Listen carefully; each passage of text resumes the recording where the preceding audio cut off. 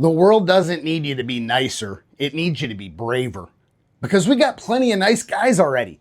Polite, agreeable, non-offensive, and completely silent the moment that truth gets uncomfortable. I mean, nice guys will apologize for conviction. Nice guys backpedal when the room gets tense. Nice guys say, well, I just don't want to make waves. While culture is busy sinking the ship.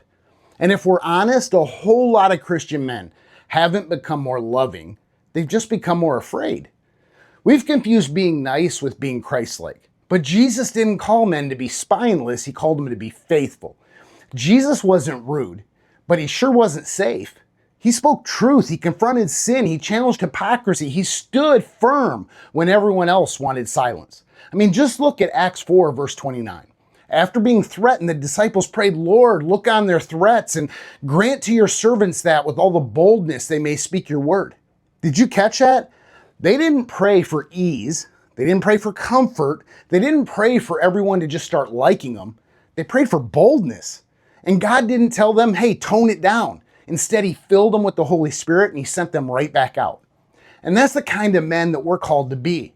Because truth spoken in love is still truth, and truth still cuts.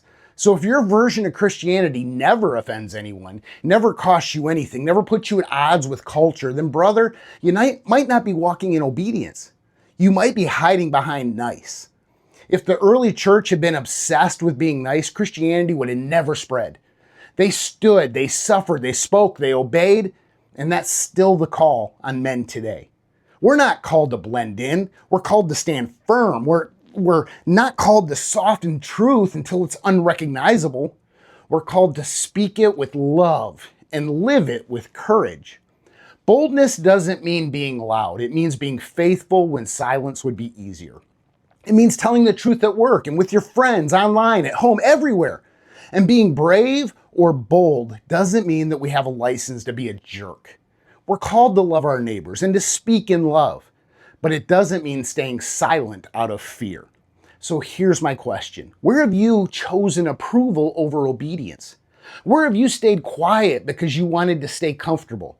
Where have you been more concerned with being liked than being faithful? Being nice might keep you accepted, but being brave keeps you obedient. Fellas, the world doesn't need nicer Christian men. It needs braver ones. Men who speak truth with love. Men who stand firm under pressure. Men who obey God no matter the cost.